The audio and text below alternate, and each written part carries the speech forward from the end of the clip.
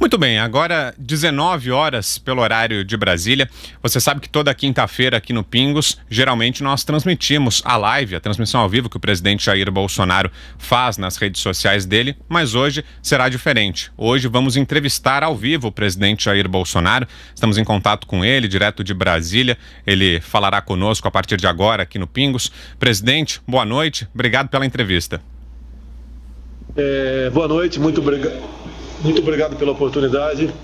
É uma satisfação falar com vocês, principalmente pela linha que vocês têm adotado. A verdade acima de tudo, não entrando numa certa histeria como nós presenciamos nos últimos 30, 40 dias. Nós temos que buscar solução, porque a questão da vida não pode estar dissociado, na questão dos empregos, que uma está colado à outra. Temos que combater o vírus, sim, mas não deixar que os empregos sejam destruídos no Brasil.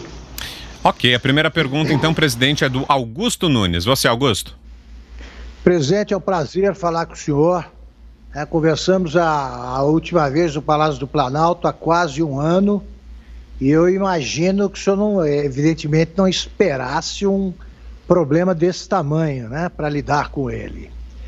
O que eu pergunto é o seguinte: eu queria que o senhor fizesse agora, como o senhor costuma fazer nas lives das quintas-feiras que a gente retransmite, queria que o senhor desse uma panorâmica resumida de como é que o senhor está vendo o combate à epidemia de coronavírus hoje no Brasil. Como é que está o quadro? Hoje, você perguntou hoje. O que eu posso dizer para você, Augusto? Eu agora há pouco assinei 4 medidas provisórias aqui no Palácio do Alvorada. Uma destinando 9 bilhões de reais para compra, 9 bilhões, para compra de material de saúde. A outra, 16 bilhões, que vai para o Fundo de Participação de Estado e Fundo de Participação de Municípios. A receita deles caiu muito. Agora, teve governador que exagerou. Foi além do necessário, do meu entendimento. E está pagando um preço altíssimo. E dizer para eles, o governo não tem como bancar isso por muito tempo.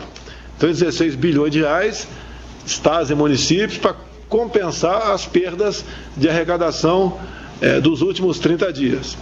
Outra medida provisória, 51 bilhões. A gente está chamando de medida provisória trabalhista. É uma maneira que nós temos de atender ao micro e pequeno empresário, para ele manter o pessoal empregado, uma parte do salário o governo pagará. Então, a gente aguenta, isso aqui é a previsão, são 3 meses também. Eu costumo dizer, é uma ponte que uma enxurrada levou embora e o governo agora está com essa ponte virtual, que custa caro para todos nós contribuintes. E nós temos até daqui a 3 meses tentar voltar perto da normalidade a nossa economia. E a quarta medida provisória, 98 bilhões de reais. Eu sancionei essa ontem, mas hoje foi um crédito para ela, 98 bilhões. Visa, a gente chama de Corona Voucher, 600 reais, em especial para os informais, para os autônomos. Então, essa despesa aqui, a previsão é gastá-la também em 3 meses. Então, essas medidas foram de hoje, Augusto. Agora, a nossa despesa total, que vai ter que pagar a conta um dia, já está na casa dos 600 bilhões de reais. É uma conta que a gente não esperava, é uma conta caríssima, mas bem demonstra a preocupação do governo federal em lutar pela vida e dar meios para a população enfrentar isso daí. Agora, eu costumo dizer, a preocupação minha, nós temos 2 problemas, o vírus e o desemprego, que não pode ser tratado de forma dissociada isso daí. Eu, no último domingo, como chefe de Estado, como comandante, vamos assim dizer, eu fui ver o povo em Ceilândia e Taguatinga. É triste, é desesperador o que a gente vê, em especial junto aos informais, que a gente calcula no Brasil, está na ordem de 38 milhões de pessoas. Esses levaram uma paulada no meio da testa, logo no começo, com as medidas tomadas por alguns governadores, não foram todos, por alguns, foram, no meu entender, um remédio exagerado. Este pessoal, a gente sabe que a grande maioria não tem poupança, e quando tem geladeira em casa, ela está ali um quarto ou metade ocupada, isso já acabou. eles clamam pela volta ao serviço. E clamam baseado no quê? É o que eu tenho falado. Você pegar as nossas estatísticas, né, você vê de 0 a 30 anos, zero de óbito no Brasil.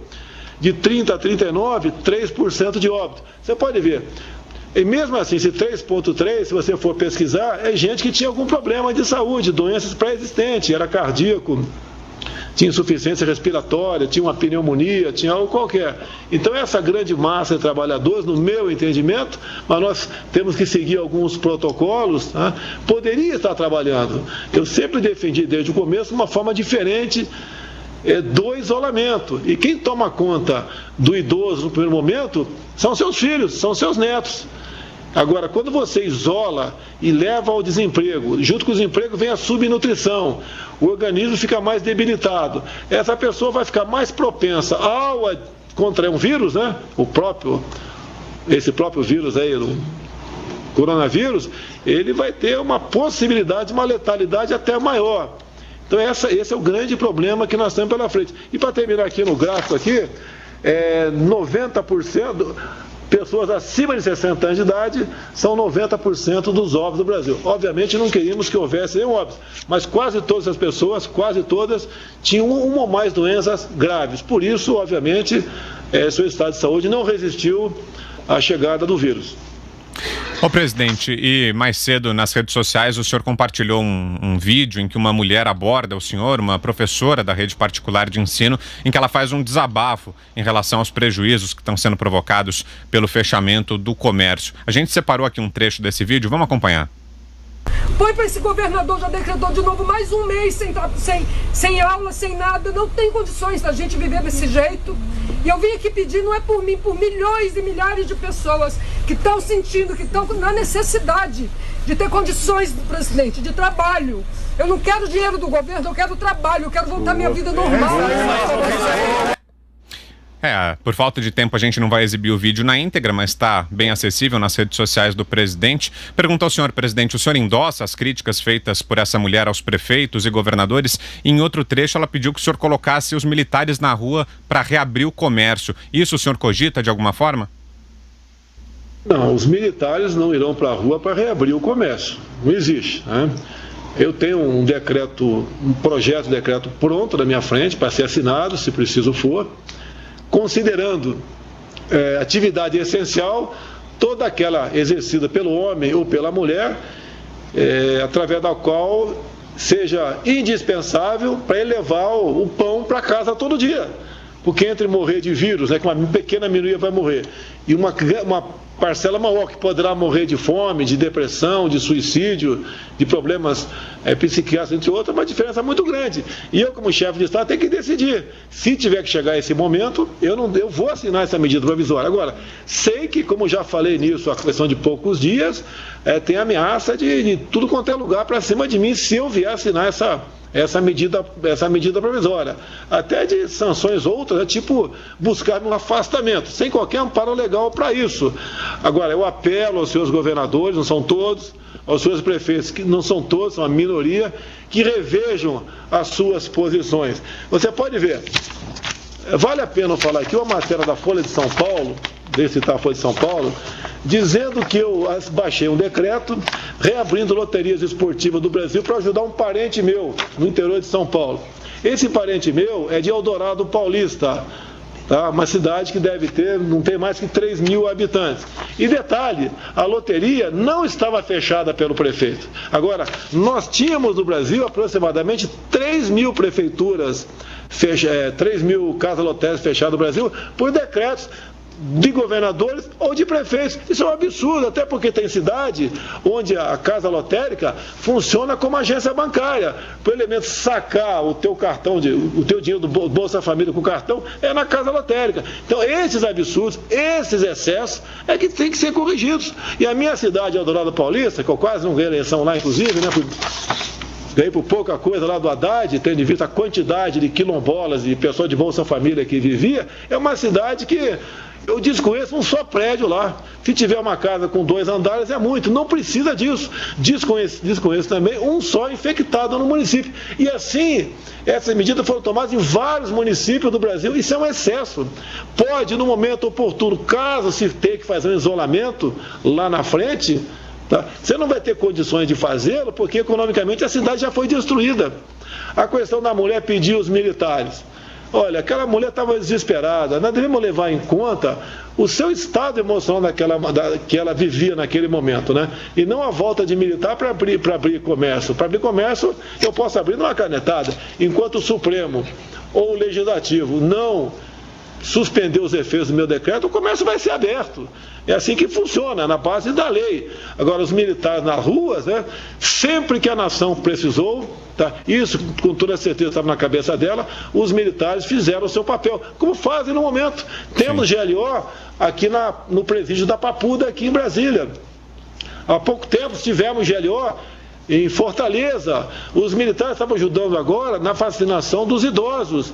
E pode ser, né, que espera que pede a Deus que não aconteça, mas dada a situação, como o Brasil está caminhando, pessoas passando cada vez mais passando fome, nós podemos ter saque em supermercados. Daí vão pedir, desses mesmos governadores que ficam aí fazendo a sua política não muito responsável, alguns governadores, alguns prefeitos, vão ser chamados militares para ir às ruas. E nós não vamos nos furtar à nossa obrigação, ao nosso dever de defender a população caso a situação de insegurança torne insustentável em algumas regiões. Pergunta agora de José Maria Trindade. Fala, Zé Maria. Pois é, presidente, entregaram o senhor aqui para mim, o deputado Hélio Lopes, o Hélio Negão, né?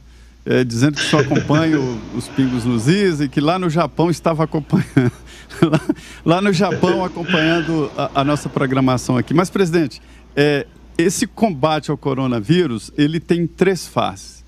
Uma no Ministério da Saúde, é o cuidado da saúde, e ali o senhor considera paralelo, eu entendi muito bem a sua mensagem no último pronunciamento oficial, a área econômica, mas a terceira face, que é a política. E isso está muito evidente hoje, esse debate político em torno do combate ao coronavírus.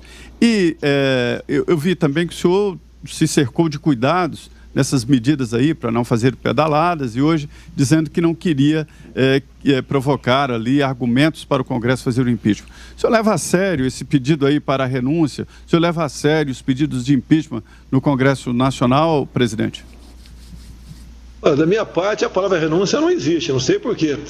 Eu fico feliz, né, até por estar na frente de um problema grande como esse. Eu fico pensando se tivesse outro que ficou em segundo lugar, no meu lugar aqui. Tá? Então, isso é uma missão. A questão do impedimento é você ter uma série de regras. Se você ferir, você entra, por exemplo, na lei de responsabilidade fiscal. Então, isso é uma preocupação muito grande da nossa parte, porque se chegar lá, a gente vai ter problemas. Você pode ver, quando o Temer teve seu problema e processo de impeachment correram contra ele, o governo dele, que estava indo bem, no meu entender, tinha aprovado a reforma trabalhista, estava começando a fazer a reforma previdenciária, o governo dele praticamente se acabou. Repito, no meu entender, o Temer, até aquele episódio, né, da gravação, estava indo muito bem. Então temos que ter essa preocupação, porque eu não montei um ministério meu, né, colado ao Poder Legislativo. O Poder Legislativo hoje tem liberdade, não tinha. Os poderes legislativo e executivo eram um só. Então, nós não negociamos ministérios estatais e bancos oficiais em troca de votos.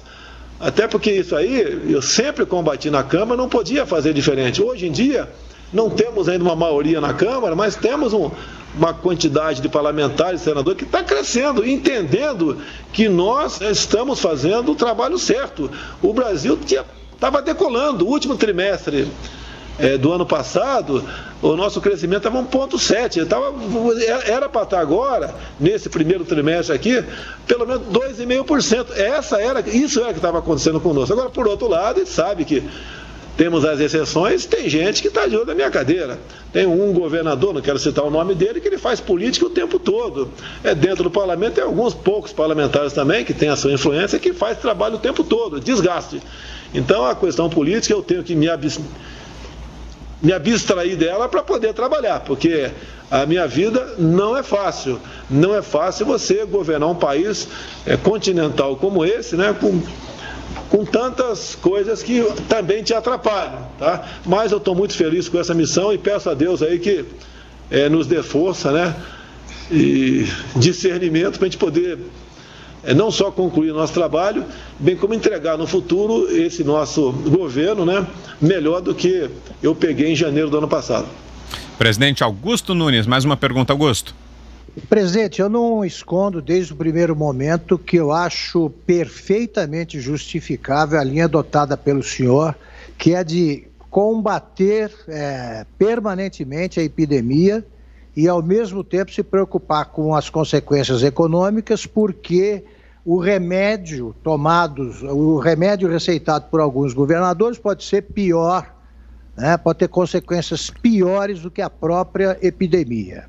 Eu tenho registrado também o tempo todo que esse caminho é o caminho seguido pela Suécia com sucesso, a Dinamarca já adotou agora, a Eslováquia, não é uma invenção brasileira, é o caminho correto. Agora, governadores que insistem em medidas radicais e impedem o prosseguimento das atividades econômicas de modo quase que completo, e se limitam a dizer, bom, os patrões não devem demitir e tal, o que é absolutamente inviável, já que os funcionários são pagos com o que as indústrias, as empresas arrecadam, esses governadores começam a pedir ajuda econômica do governo.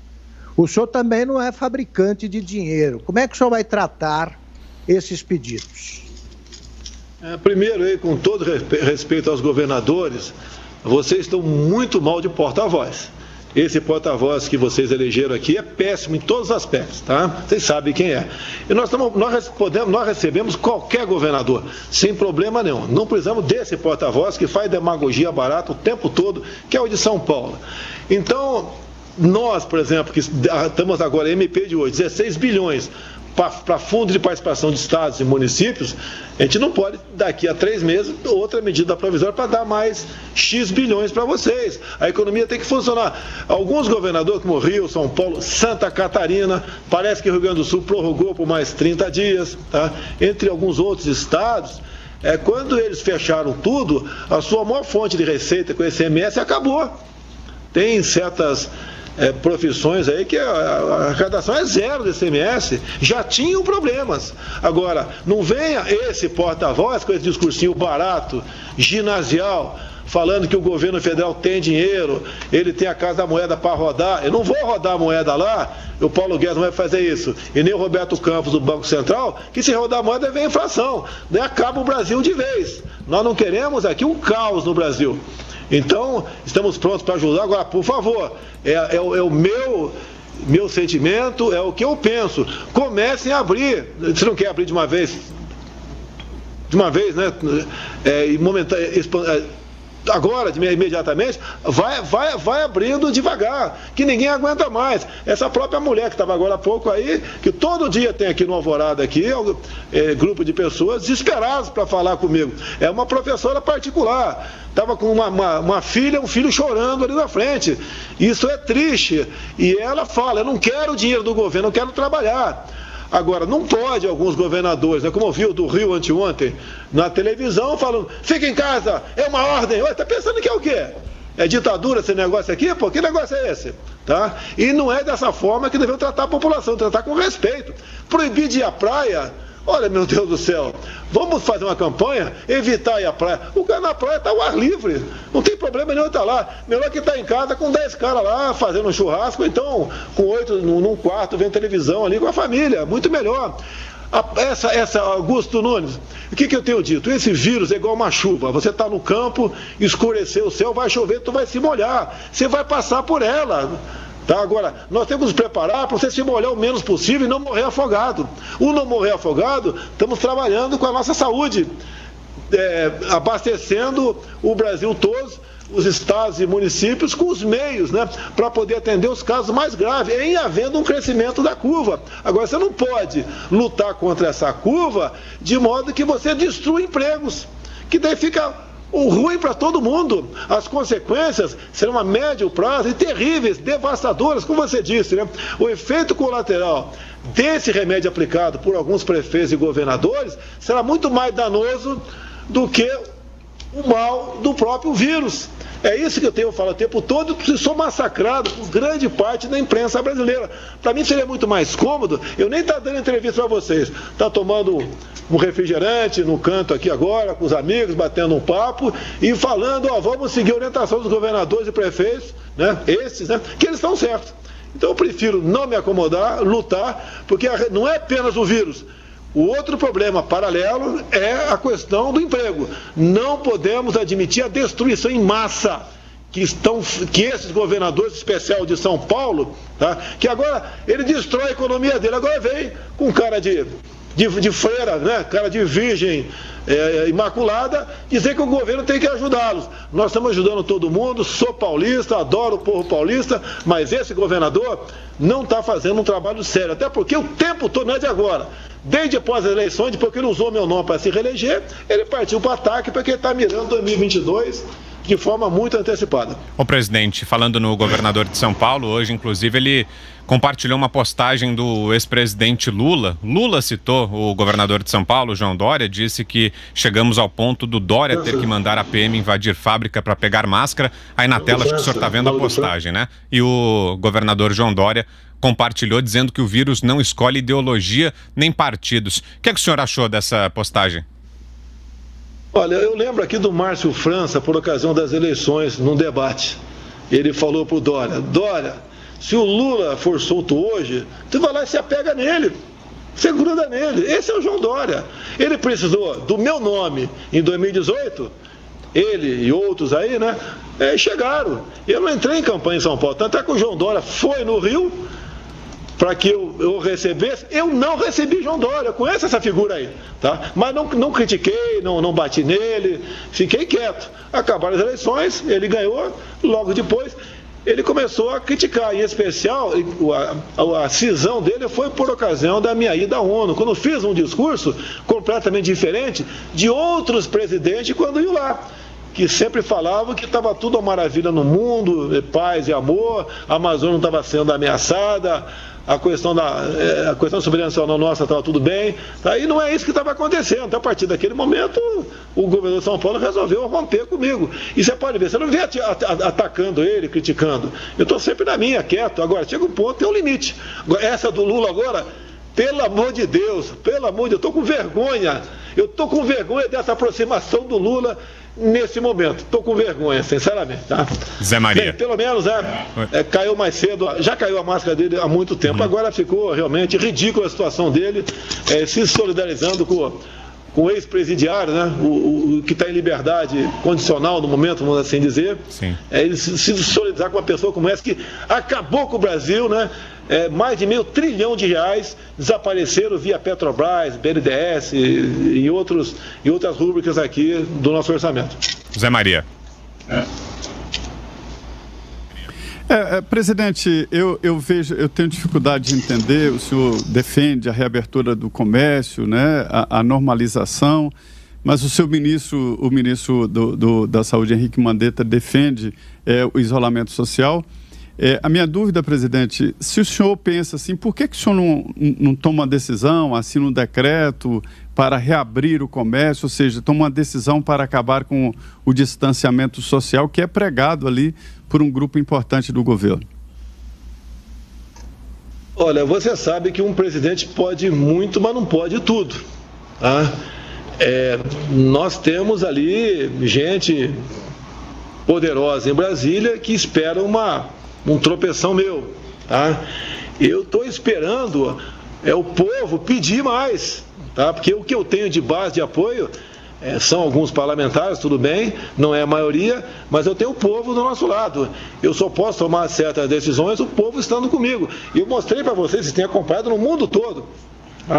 As pessoas abaixo de 40 anos de idade é quase zero o índice de óbito quando a pessoa é infectada.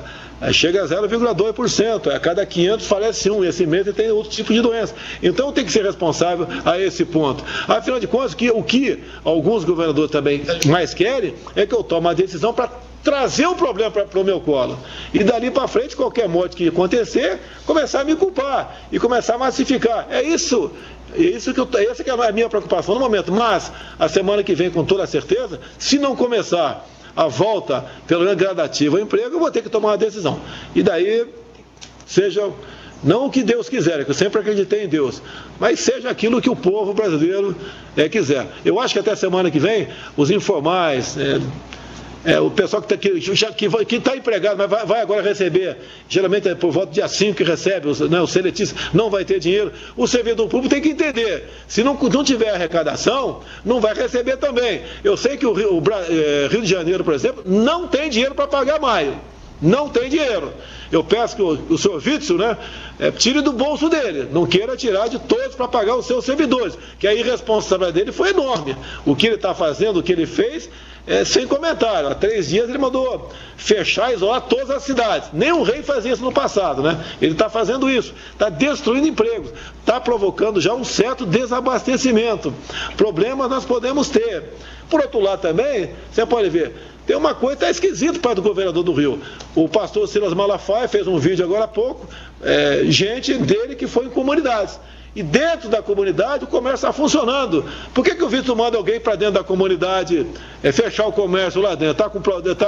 Não tem coragem de fazer isso aí? Ou só vale na Zona Sul, em Madureira, ali em Santa Cruz, em Campo Grande e em outras cidades também, só vale nesses locais? Tem que valer para todo mundo. E o que acontece? Já era para todo mundo estar infectado nessas comunidades. Que vai ter problema? Sim que vai ter. Teremos mortes? Lamentavelmente teremos. Mas parece que o que seria mais prudente é nós abrirmos de forma paulatina o comércio a partir da próxima segunda-feira agora. O Brasil não vai aguentar mais isso aí. Se eles estão pensando em sufocar a economia para desgastar o governo, a população já sabe que quem é que está fazendo a coisa de forma errada. Então é bom senso, calma, é tranquilidade, é pensar no povo. Quem me criticou que eu fui a Ceilândia e Taguatinga, eu vou onde o povo está. Se o povo está contaminado, eu vou lá no meio do povo. Eu sempre fiz assim. Agora esses, Dória, Witzel, vai para dentro, vai lá conversar com o povo na periferia, vai lá ver como é que estão vivendo. Entra na casa de um, se ele tiver geladeira, abre a geladeira, pergunta quem tem para alimentar em casa, vê como é que fica as famílias muitas vezes, como está no vídeo aí do Silas Malafaia, um quartinho aí de 9 ou 12 metros, tem 8 pessoas lá dentro. Isso não é isolamento, isso é uma mentira. É essa a realidade que nós temos que ver. Até o diretor-presidente da OMS, Organização Mundial da Saúde, diz que nós não podemos privar esses mais humildes de se movimentar, porque eles têm que levar todo dia o pão para sua casa. E ele complementa, que foi sonegado pela TV Globo, Ele diz que cada país tem a sua realidade, e o país dele tem a sua realidade, que é o país africano. Etiópia. O Brasil aqui tem locais do Brasil que é parecido com a Etiópia, pessoal paupérrimo, pessoal pobre. A gente não pode agir, dar o mesmo remédio para todo o Brasil, não pode. O Rio Grande do Sul é um caso à parte.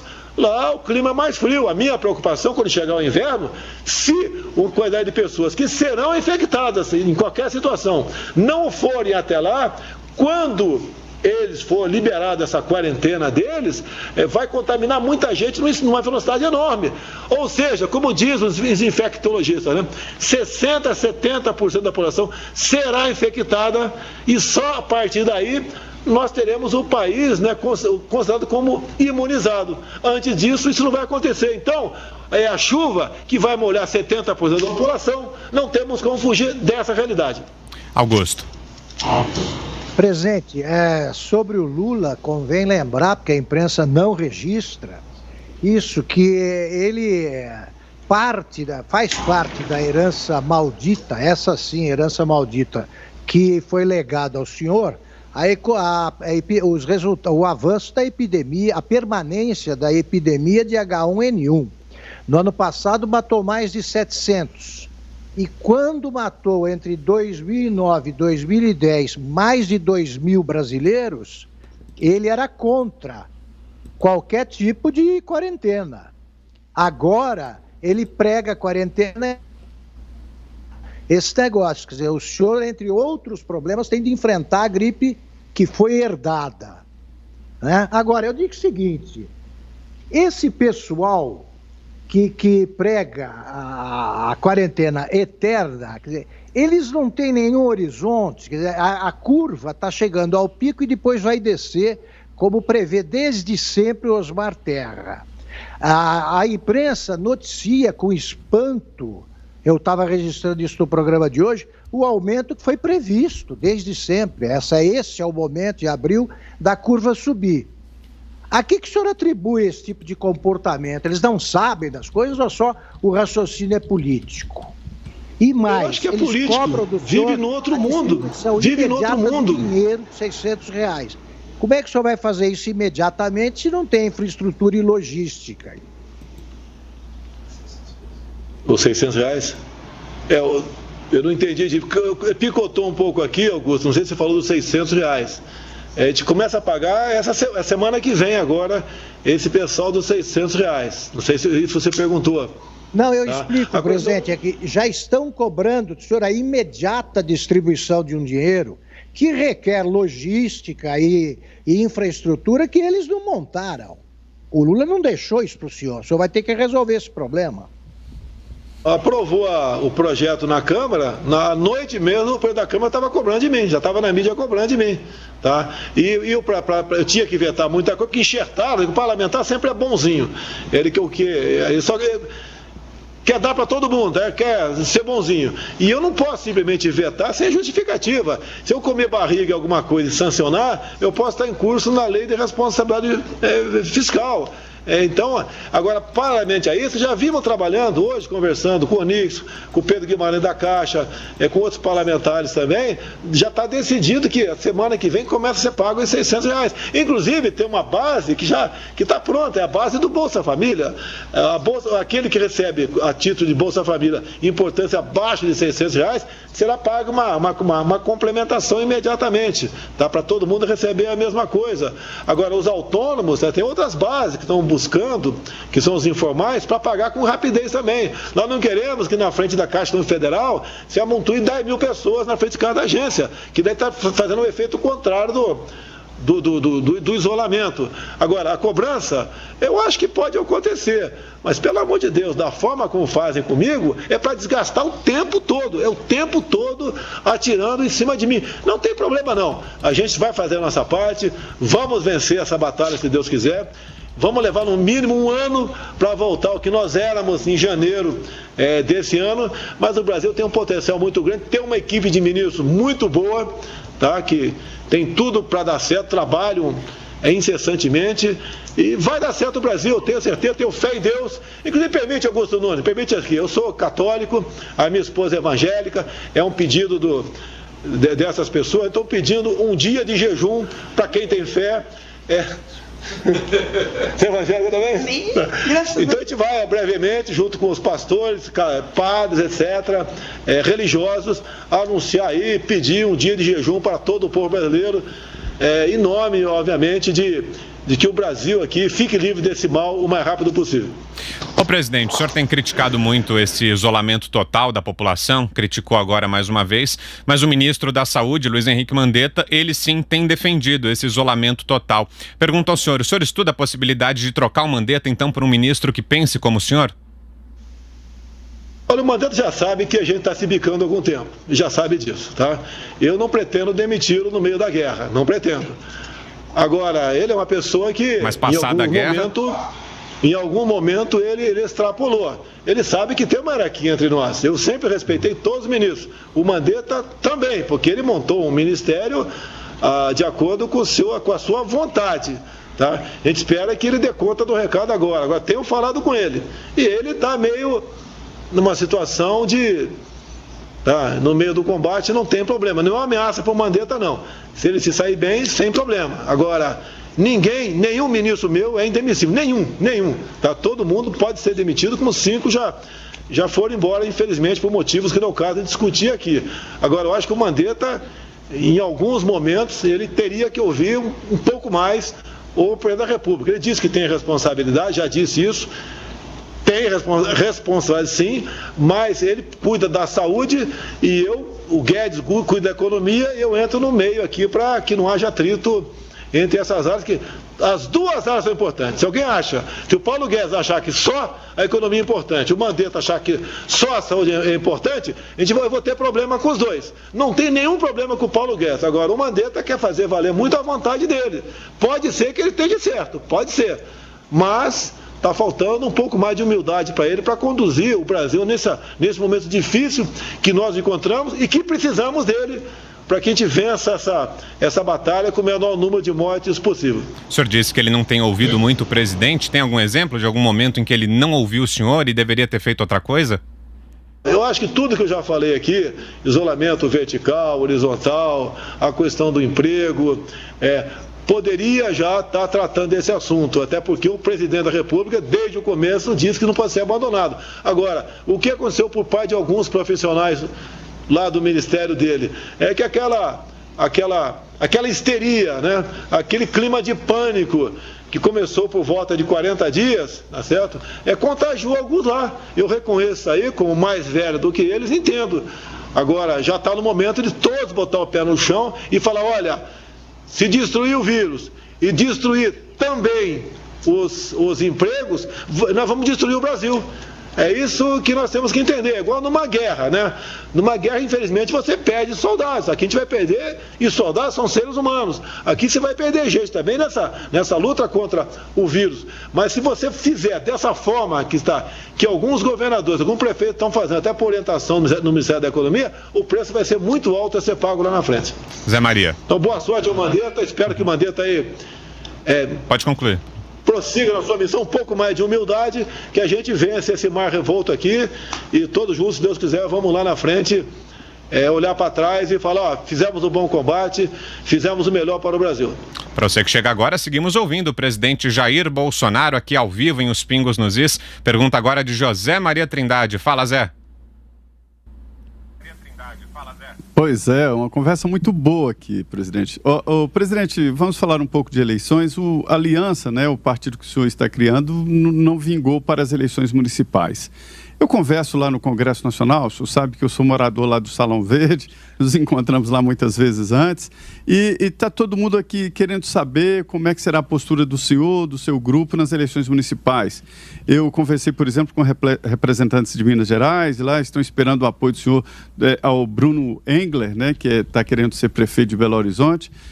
A minha pergunta é essa, qual será a postura do senhor e do seu grupo nas eleições municipais? Qual é o partido a ser apoiado? Como é que será o apoio aí nas várias capitais? Olha, aqui eu tenho falado que não pretendo participar das eleições municipais no tocante ao Executivo. Mas o Bruno Engler é um nome que me faz balançar realmente, né? Se ele achar que eu possa ajudar nas eleições, eu confesso que me inclinaria ao Bruno Engler lá em BH, porque é um garoto, um jovem, inteligente, competente, que no meu entender tem muito futuro pela frente, e se assumir a prefeitura, ele vai fazer um trabalho semelhante ao meu, tá? Ou seja, com muita austeridade, com honestidade e tratando com respeito ao legislativo e não contaminando o seu governo, aceitando certas indicações. Então, é o nome que eu passo a pensar no Bruno Engler aqui, se ele, obviamente, achar que eu poderia apoiá-lo. Se aparecer em outros estados, independente de partido, né, não ser aqueles tradicionais da esquerda, eu poderia até entrar. Mas a minha tendência é não entrar em eleições para prefeito. Augusto. Presidente, eu li uma manchete do Estadão ontem, que, vista pelo avesso, que é o que se deve fazer, traz uma boa notícia. A manchete é catastrofista, né? Metade dos brasileiros já vivem em cidades com coronavírus. Aí eu fui ver como é que era a notícia correta, é a seguinte: mais de 5.200 municípios estão fora da rota do coronavírus, porque o próprio jornal reconhece que existe o coronavírus em 342 cidades. Outras 5.200 estão fora. Portanto, Como reconhece o jornal, isso representa 6,5% dos municípios. Essa que é a manchete certa. Pois bem, essas cidades que estão fora da rota, comprovadamente, e não estão seguindo esse negócio de isolamento horizontal, essa quarentena para todos, por que não se estuda uma maneira de retomar a atividade econômica por esses municípios? Olha, os governadores assumiram a dianteira. É uma competição entre alguns quem tomava a medida mais adequada para proteger a vida dos seus entes federados. É isso que aconteceu. É o que eu falei da minha cidade, Eldorado Paulista. Não precisava o prefeito, com todo respeito, tomar essa medida toda, que pelo que me consta não tem nenhum caso lá. Talvez a economia está sofrendo em Eldorado também. As lojas lá de calçado, de vestuário são poucas, né, que a cidade é muito pequena, está fechado. E esse pessoal já, com toda a certeza, já demitiu todo mundo que tinha que demitir. Se lá na frente tiver que tomar uma outra providência semelhante por ter chegado vírus lá e o comércio começar a reagir, vai levar outra pancada. Então falta planejamento, por falta de alguns governadores, alguns prefeitos exageraram na dose. Não falaram, não procuraram o Poder Executivo, né, em nenhum momento, uma videoconferência para decidir o que iam fazer. Fizeram por livre e espontânea vontade. Agora não queiram se socorrer do governo agora, porque o governo não tem meios para atendê-los. Agora você pode ver, esse número leva-se em conta a quantidade de habitantes por município. A grande maioria, a massa, não chegou nada lá ainda. É a nossa preocupação. Como essa chuva vai ter que molhar por volta de 70%, vai ter que molhar, porque não tem vacina e ainda não tem remédio. Se bem que a cloroquina está se apresentando como uma realidade. Tá? O Alberto Einstein vai divulgar dados brevemente, porque eles estão pesquisando desde quinta-feira passada. A Anvisa assinou o protocolo para eles poderem pesquisar isso daí. Então, esses prefeitos, lamentavelmente, vão... O vírus vai chegar, Augusto. A gente não tem o que falar, Augusto. Vai chegar. Alguns falam que eu não posso fazer assim, estou brincando com a vida dos outros. É uma realidade, é uma verdade. Vai chegar em muita gente esse vírus. Enquanto não chegar em 70%, a gente não vai ficar livre dele. E essas medidas tomadas agora, inclusive por prefeitos, onde não tem nenhum caso de infecção, erraram completamente. Foram aí, talvez aí, estimulados, né? Ou tomaram uma decisão muito precipitada, parece que estava preocupado com a saúde do povo. Agora, o povo foi levado pela histeria, pelo pânico, né? Toda hora, a Itália morreu tanto, na China morreu tanto, não sei o quê. A Itália tem que ser estudado, né? Mais de 90% dos mortos na Itália também tinha ali na faixa de 75, 80 anos para cima. Era uma cidade fria, é um lugar para estar de muitos idosos, né? E isso aconteceu, igual São Paulo, se não me engano, anteontem. Morreram, parece, 40 idosos no mesmo hospital, um hospital só de idoso. O vírus entrou lá, contaminou, foi uma desgraça. E morreram 40 senhores e senhoras, né? Então, falta bom senso, conversar, ouvir as opiniões, sentir o comerciante. A experiência que eu tive em Ceilândia e Taguatinga, eu gostaria que todos os deputados federais e senadores fizessem a mesma coisa na capital do seu estado ou aqui na capital federal, para ver como o povo está vivendo lá. Essa mulher hoje aqui, chorando, tem mais uma mulher, vou botar o vídeo mais tarde também hoje, e teve, acredite aí, o Augusto, um repórter, um colega teu, deu uma aloprada ali no meio dos jornalistas e começou a criticar os próprios colegas, no tocante a que tipo de informação, né, distorcida, eles passavam para frente. E falou com muita propriedade, ele falou, olha... Lá no meu interior do Pernambuco, o cabra da peste fica um ano plantando macaxeira, né? Mandioca. Daí vai na casa de farinha, roda um saco de mandioca, não consegue vender na cidade.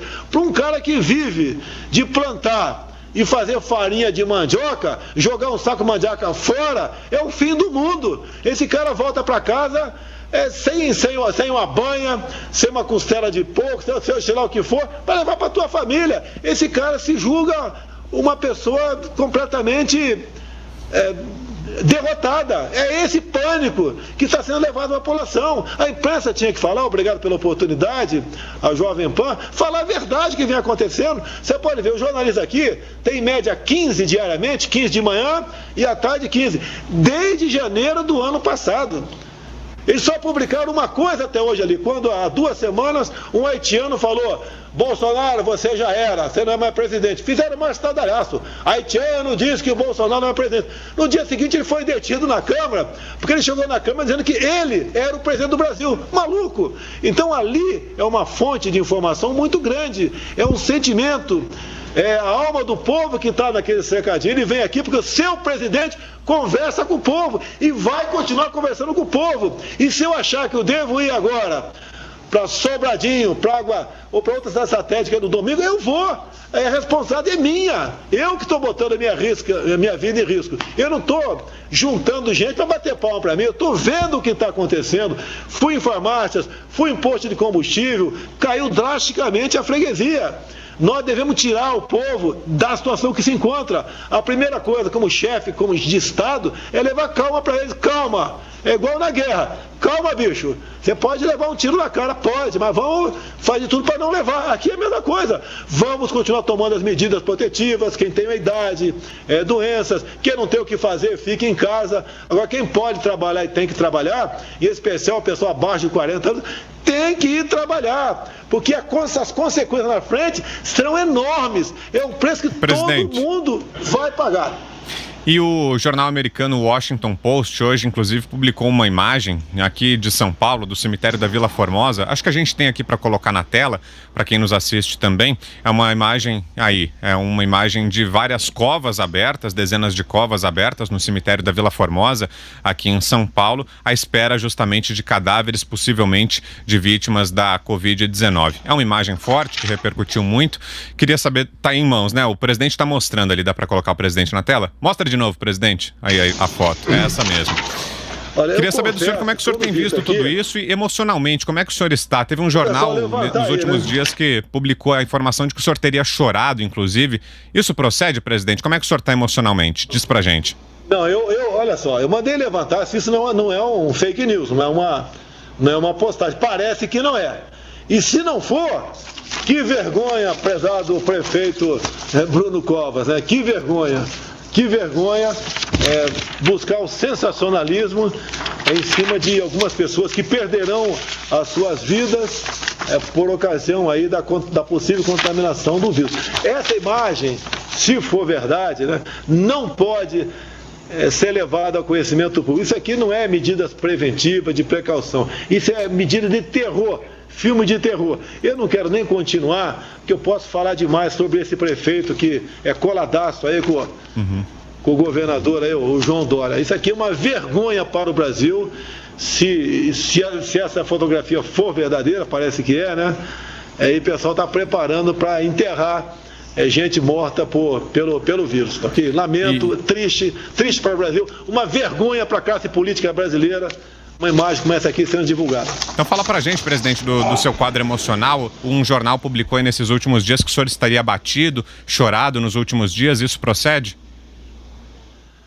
Cara, todo dia tem 3, 4 fake news comigo. Eu choro também, mas por esse motivo, não, eu estou cada vez mais forte em manter essa posição. Não estou sendo ameaçado, não tenho medo do perigo nem da morte. Já passei por ela uma vez, né?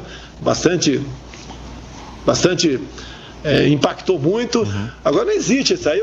O Globo, a Folha de São Paulo publicou há 2 dias, Moro articula com Guedes e com Mandetta retirar o Bolsonaro. Pô, pensa, não tem, essa imprensa escrita, Globo, Folha, Isto é uma vergonha que esse cara faz o tempo todo atacando o governo. Você abre a Folha de São Paulo amanhã, vai ter no mínimo 10 matérias contra mim. Não tem uma matéria favorável, o tempo todo assim. Perderam a boquinha de quase 1 bilhão por ano da propaganda oficial do governo. Até porque a gente não deve gastar com... Eu não cortei não é só na imprensa, cortei em todas as áreas. Porque não temos dinheiro, tem que ser aplicado em coisas mais importantes. Zé Maria. Olha, presidente, na caserna se diz que a pátria não quer que o soldado morra por ela, mas que continue vivo para defendê-la, né? Aquela história de que soldado que dá bobeira em pico da montanha vira monumento. Mas me disseram que o senhor está apostando muito na possibilidade de cura. E o senhor recebeu médicos aí que trabalham a cloroquina e, enfim, é isso mesmo? O senhor está apostando, o senhor acredita, o senhor tem informações de cura? Olha, eu tenho tido conversa com médicos de todo o Brasil. A minha idade, a minha experiência, tá, faz amizades com médicos lá da Santa Casa de Juiz de Fora que me salvaram, do Alberto Einstein, onde eu fiquei internado, entre outros do Brasil. Todos têm me dito que eles aplicam a cloroquina. Chegou, não espera complicar muito, né? Se está mais ou menos complicado, já aplica. E todos têm dito que é 100% de sucesso. É isso que nós temos visto pelo Brasil. Tá? E há uma esperança nisso, o governo americano, o FDA, trabalha em cima disso, a China trabalha também, Israel também trabalha, no Brasil vários, Fiocruz, Alberto Einstein trabalham em cima disso. Ninguém ia trabalhar em cima de uma coisa que não tivesse esperança. Você não vai, por exemplo, pegar uma bateia e ir lá para a praia de São Vicente ou de Santos para ver se acha ouro na areia. Você não vai achar. Você não vai achar, é impossível achar, é zero a chance. Agora, você pode pegar a bateia e aí no riacho qualquer com cascalho, pode ser que você ache ouro. Então o pessoal está bateando, está garimpando, tem resultados aí bastante promissores. Hospitais de renome não divulgam, porque obviamente depende de uma comprovação científica, mas, por exemplo, o Einstein está autorizado pela Anvisa desde quinta-feira passada a aplicar, né, a administrar a cloroquina em seus pacientes. E olha só, tem vários estudos do mundo, né? Falta a comprovação da nossa parte, né? Tem um que está chegando da China, a gente tem que tomar muito cuidado, né? Que estaria dando certo também. Agora a China, obviamente, se descobrir a cura do remédio, ela vai botar em prática e vai anunciar ao mundo todo brevemente. O que a gente mais quer, não interessa qual o país, né? É que nós queremos aí a cura disso aí, já que para vacina agora pode ser que seja um pouco tarde. Ô presidente, ontem houve um episódio, o senhor compartilhou nas redes sociais um vídeo de um homem em Belo Horizonte, na Ceasa, em que ele falava sobre desabastecimento e depois acabou ficando comprovado que se tratava de fake news, porque o vídeo teria sido gravado no sábado, na verdade, e não no dia em que ele disse que fez a gravação de fato. O senhor já se desculpou a respeito, apagou a postagem, pediu desculpas. Queria saber do senhor se depois desse episódio o senhor estuda agora mudar alguma coisa na gestão das redes sociais do senhor, uma limitação na quantidade de pessoas que têm acesso às redes sociais do senhor, especificamente sobre esse post de Belo Horizonte. Foi o senhor que publicou ou foi outra pessoa? Não, foi eu que publiquei, eu já me desculpei. A gente acontece, vocês muitas vezes dão uma notícia errada, acontece. Quem tem dignidade, quem tem humildade se desculpa, que foi o que aconteceu comigo, a gente toca o barco, não é por uma postagem errada, como faz certos jornais, né? Não se desculpam. Dizem que tem que entrar na justiça, não tenho tempo para isso, demora muito a resposta e acontece. Eu já me desculpei, então eu não perdi minha credibilidade, no meu entender, porque eu agi como um homem deve agir. Eu e mais 2 pessoas temos acesso, a gente conversa entre si e trocamos informação sobre o que vai ser publicado. Então, mas, mesma vez conversando e outras vezes a gente se comete o equívoco. Depois publicamos um vídeo lá do Ceasa, e lá, esse vídeo que alguém fez, não sei quem foi, mostrando, confirmei com a Tereza Cristina, a ministra da Agricultura, realmente estava funcionando o Ceasa, mas não está com aquela movimentação de víveres, né, de gêneros, como tinha há pouco tempo. A gente espera que, obviamente, não haja o desabastecimento e o Ceasa de Minas Gerais, no caso de Contagem, está funcionando. Agora, lamento, porque aquela pessoa que fez aquele vídeo, né? Foi um vídeo sensacionalista, eu mordi a isca, engoli, estou pagando meu preço aí. Augusto. Como estamos chegando ao final da conversa, que pela primeira vez eu fiz questão de, em vez de apenas formular perguntas, eu fiz questão de emitir a minha opinião, porque eu acho que a imprensa, a maior parte da imprensa, está fazendo uma cobertura alarmista e eu me envergonho desse tipo de acompanhamento dos fatos.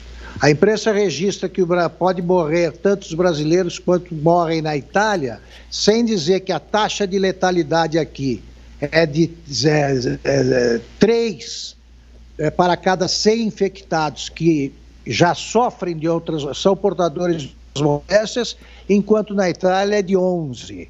Por isso é que eu fiz essas observações ao longo da entrevista e só queria agradecer aí a atenção do presidente Bolsonaro. O Augusto, se fizer mais testes, tá? Esse percentual vai cair. Tá ok? Ô, presidente. E realmente há um alarmismo em cima do que está acontecendo. É grave, a gente lamenta as mortes, mas não podemos fugir da realidade. Ô, presidente, a gente já vai caminhando para o final da nossa conversa. Dentro de 2 minutinhos, queria que o senhor deixasse uma mensagem ao povo brasileiro diante dessa crise provocada pelo coronavírus. O que é que o senhor diria em 2 minutos? Olha, calma, tranquilidade. Tivemos outras gripes no passado, vencemos outras mais graves, né? Sem esse alarmismo todo. 70% aproximadamente das pessoas serão infectadas pelo vírus, é uma realidade, não precisa se apavorar. Da minha comitiva, 18 pessoas ou 20 que esteve nos Estados Unidos, ninguém teve problema nenhum de ir para o hospital, todo mundo foi curado em casa, não tem que ter essa preocupação. A preocupação é com aquela pessoa mais idosa, né? Tratar bem em casa, deixar isolado num canto, chegar da rua, não ter contato com ela, tomar um banho, lavar as mãos, tá certo? E nos preparar, tá? E se preparar para voltar a trabalhar, que vai ter que voltar a trabalhar mais cedo ou mais tarde. Isso vai acontecer, ou pode ser decisão dos governadores ou do presidente da República, que obviamente a minha adesão vai passar sobre o crivo aí do Supremo Tribunal Federal ou do Parlamento, que pode ser derrubada essa ideia, que a vida tem que continuar. Tá? Esse vírus a gente vai ficar livre dele um dia. Agora não podemos, lá na frente, deixar um país de miseráveis, de desempregados, né? De informais apenas, que com todo respeito, se crescer muito, vai ser muito difícil a vida deles também. Então, paz, tranquilidade para quem tem fé.